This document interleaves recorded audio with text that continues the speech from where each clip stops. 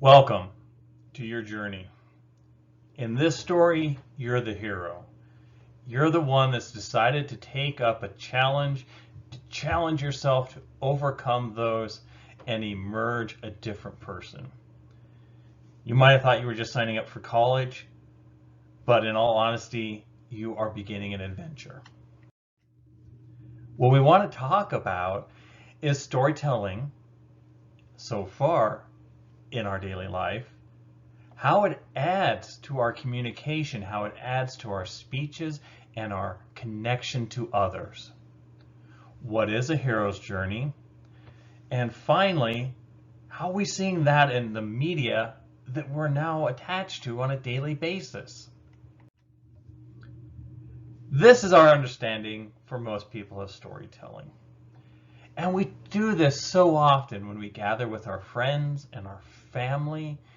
Even when you come in the door and they say, "Hey, honey, what happened today?" Well, we tell stories. And the stories include our exposition, which is the background, the elements of the story that are going to be important. Who, what, where, when, why. All of that falls into that. Then we have our rising action, where things become more stressful. We don't tell a story normally about, "Oh, I got up, nothing happened, I went back to bed." That's usually not our story. Normally there has to be something. The alarm went off, I hit snooze, I overslept, I had to rush to work, I had to rush to school.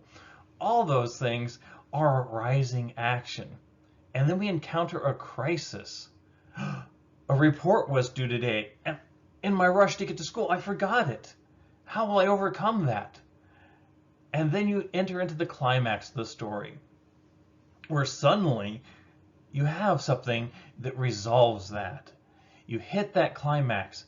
I forgot the report, but then I remembered. I put it on my flash drive, and I had my flash drive in my car. So I was able to run into the school and print off my report and get the grade I needed just in time. And then you have your falling action, where suddenly it comes down. The stress is gone. I turned in the report. I got the grade. I did well.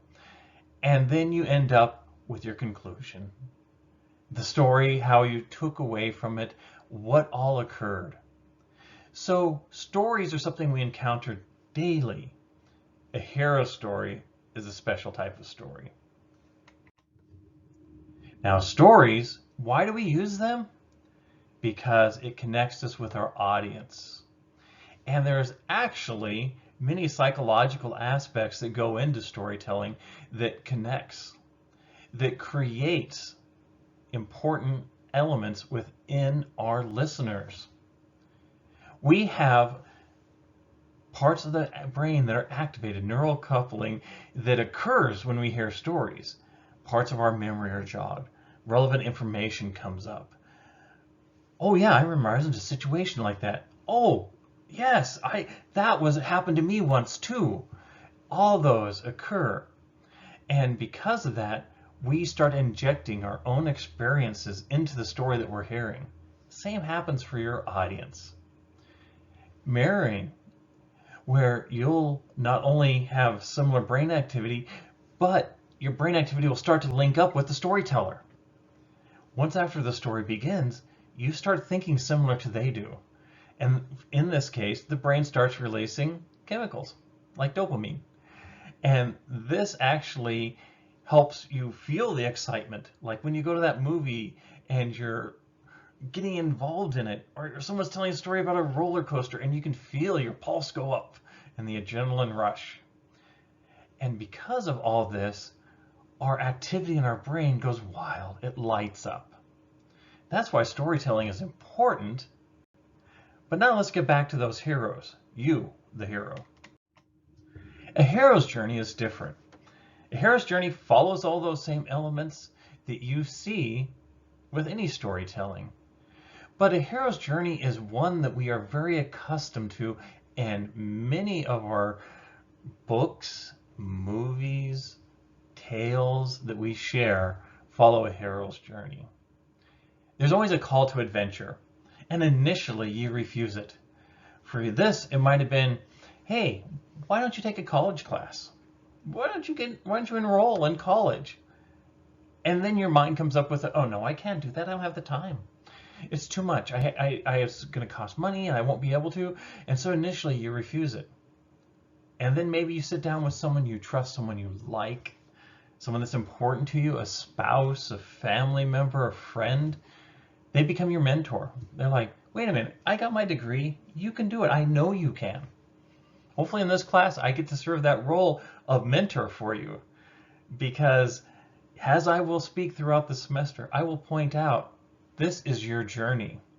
I'm there to help give you the tools to be successful, but it's going to be you that has to decide to cross that threshold.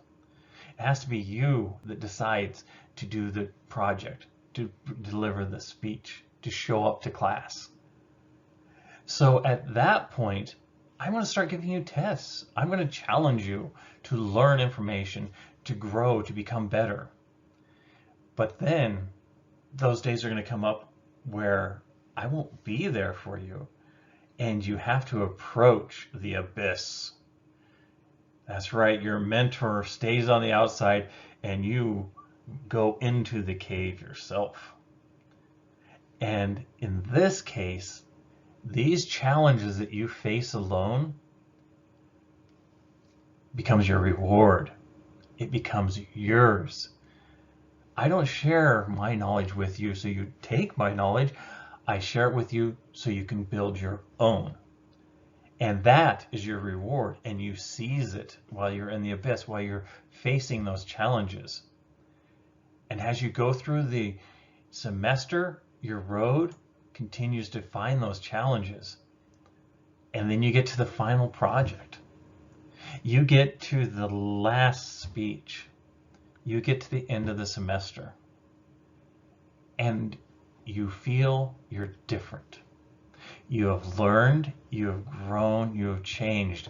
That is your resurrection, where the person that woke up that day and was going to sign up for a college class suddenly is that person that accomplished it. And this can go for your entire academic career. You walk in the door as a freshman and you leave with your degree, your diploma, your certification. And that goes into your resurrection. And then you go back home, and that's your return. That is where you return to the ordinary world, but what is no longer ordinary is you. You are now the hero. You've now accomplished what you set out to do. But it wasn't easy. There were trials, there were tests, there was the cave that you had to face alone. But now that you return to the ordinary world, you become the extraordinary. Now stories, whether it be standard stories or heroes' journeys, that's how we're communicating now.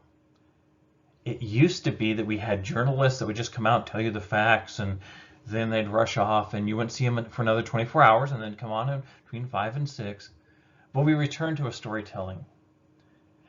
Social media, Facebook, Twitter, all these things, YouTube, they're all based on sharing stories.